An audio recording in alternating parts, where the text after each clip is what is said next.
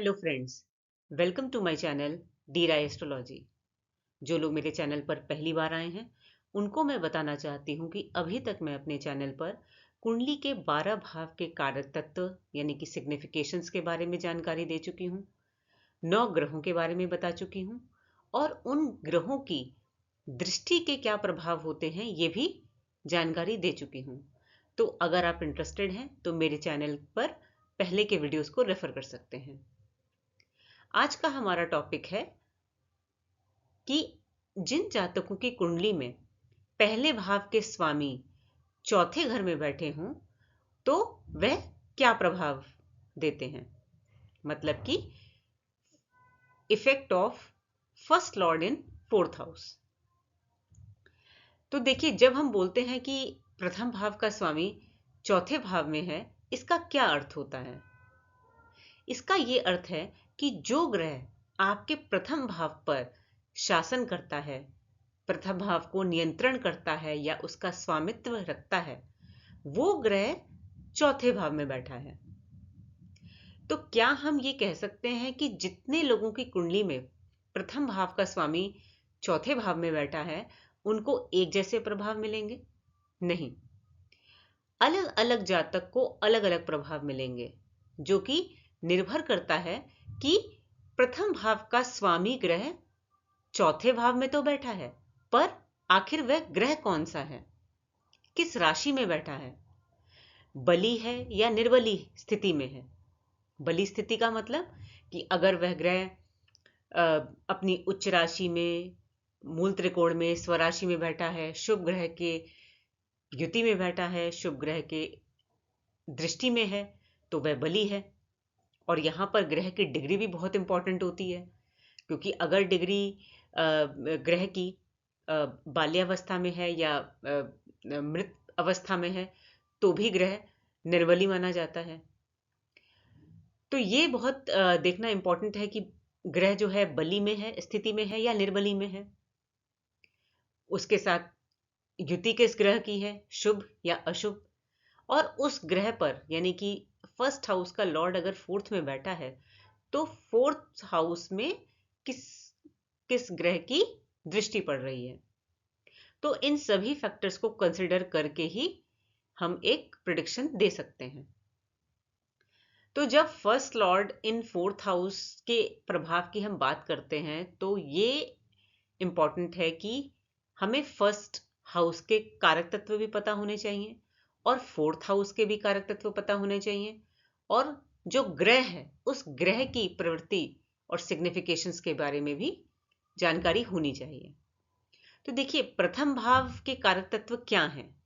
प्रथम भाव है लग्न, यानी कि आप स्वयं, आपका शरीर, आपकी पर्सनालिटी, आपका व्यक्तित्व, आपका स्वभाव, आपका कैरेक्टर, चरित्र, आपकी सोच कैसी है, आपका स्वास्थ्य, आपकी खुशी, आपकी प्रसिद्धि और जीवन के प्रारंभिक समय को प्रथम भाव रिप्रेजेंट करता है। और चौथे भाव के कारक तत्व क्या हैं? चौथा भाव को हम बोलते हैं सुख का स्थान, माता, आपके मन का भाव और क्लोज फैमिली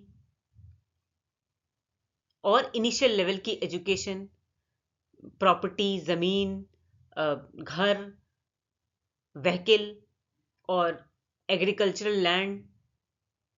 और चौथे भाव से हम पेट एनिमल्स को भी देखते हैं। और चौथे भाव हमारे किस बॉडी पार्ट को रिप्रेजेंट करता है? चेस्ट को, लंग्स को और हार्ट को। तो अगर प्रथम भाव का स्वामी यानी कि लग्नेश चौथे भाव में बली होकर बैठा है तो इसके प्रभाव होंगे कि जातक को धन संपत्ति, भूमि, वाहन, सुख का अच्छा योग मिलेगा। ये संबंध प्रसिद्धि, अच्छी शिक्षा के लिए शुभ है। जातक की माता से संबंध और समृद्धि के लिए बहुत शुभ है। और चौथा भाव मन का कारक है, तो शुभ ग्रह होने से मन संतुष्ट रहता है, मानसिक शांति मिलती है। आपका जो परिवार है उनसे अच्छे संबंध होते हैं और अपने परिवार की पूरी सहायता मिलती है, आपका लगाव रहता है उनसे। और इस दौरान यानी कि अगर इस ग्रह की दशा चले तो इस दौरान जातक भूमि, प्रॉपर्टी, लैंड भी खरीद सकता है। लेकिन ये जो प्रभाव हैं, ये सारे मैंने आपको अच्छे प्रभाव बताए। तो मान लीजिए किसी जातक का कुंडली में जो लग्न लॉर्ड है, यानी प्रथम भाव का स्वामी चौथे घर में बैठा तो है बट निर्बली स्थिति में, तो देखिए इसके प्रभाव अच्छे नहीं होंगे, क्योंकि अशुभ है। तो परिवार में जो सुख है उसमें कमी आएगी, अ, माता का स्वास्थ्य में खराबी हो सकती है या माँ से दूर जाना पड़ सकता है, मानसिक शांति जो है वो भंग होती है। और अगर आप कोई प्रॉपर्टी या व्हीकल लेने का सोच रहे हैं तो उसमें आपको चैलेंजेस आते हैं। तो निर्बली होने के ये कैरेक्टरिस्टिक्स होते हैं। तो चलिए हम एक एग्जाम्पल लेते हैं। जैसे कि आप स्क्रीन पर देख सकते हैं कि मैंने यहां पर कर्क लग्न की कुंडली ली है। तो कर्क लग्न की कुंडली में लग्न में 4 नंबर लिखा है। तो लग्नेश कौन हुए? चंद्रमा। और चंद्रमा कहां जाकर बैठे? चौथे हाउस में। तो यहां पर अगर आप देखेंगे चंद्रमा 7 नंबर यानी कि तुला राशि में, तो देखिए चंद्रमा का कोई भी शत्रु नहीं रहता। और तुला राशि यानी कि संतुलन। तो यहां पर हम कह सकते हैं कि इस जातक के माता के जो साथ जो रिलेशन है वो बड़े संतुलित रहेंगे, माता के साथ रिलेशन अच्छा रहेगा। और चंद्रमा ग्रह है और अच्छी स्थिति में है, यहां से हम पीस ऑफ माइंड भी देखते हैं। तो ऐसे लोग जो है उनको मानसिक शांति मिलती है, यानी कि पीस ऑफ माइंड रहता है उनका। और अगर घर मकान की बातें करें तो ऐसे लोग बहुत सुंदर मकान में रहते हैं, अपनी फैमिली के साथ जो उनके रिलेशन है वो बहुत अच्छे रहते हैं। लेकिन देखिए इस प्लेसमेंट का अच्छा प्रभाव तब मिलता है या तब महसूस होता है जब उस ग्रह की दशा आती है। लेकिन मान लीजिए कि अगर चंद्रमा यहां पर किसी अशुभ प्लैनेट के इफेक्ट में आता है या अशुभ दृष्टि पड़ती है, तो उसमें जो उस ग्रह के भी नेगेटिव जो प्रभाव है वो कंसिडर करने होंगे। जैसे कि मन विचलित होना, मन अनस्टेबल रहता है, नेगेटिव थॉट्स आते हैं, आदमी किसी ना किसी थॉट को लेकर परेशान रहता है,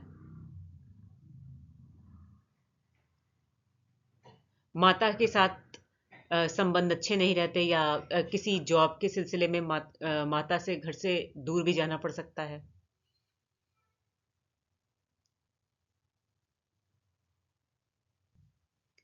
अब मान लीजिए शनि या मंगल ग्रह की दृष्टि पड़ गई या युति हो गई चौथे भाव में, तो मानसिक जो शांति है वो भंग होती है और पारिवारिक कलह होता है। तो इन सभी चीजों को आपको ऐसे कंसिडर करना होगा। अब हम एक और एग्जांपल देखते हैं। तो देखिए ये है कुंभ लग्न की कुंडली। अब यहां पर फर्स्ट हाउस में 11 नंबर लिखा हुआ है, यानी कि लग्नेश, यानी कि फर्स्ट लॉर्ड कौन हुआ? शनि। और यहां पर शनि कहां बैठे? चौथे भाव में बैठे, 2 नंबर यानी कि वृषभ। हालांकि शनि के लिए वृषभ राशि मित्र राशि है, बट कोई भी ग्रह अपनी प्रवृत्ति नहीं छोड़ता।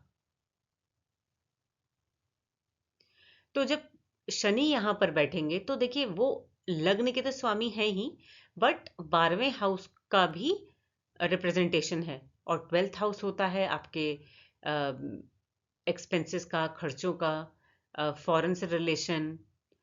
तो ये स्थिति दर्शाती है कि शनि जो ग्रह यहां पर बैठे हैं, ये आपको अपनी माता से दूर, अपने घर से दूर, किसी फॉरेन प्लेस पर आप हो सकते हैं।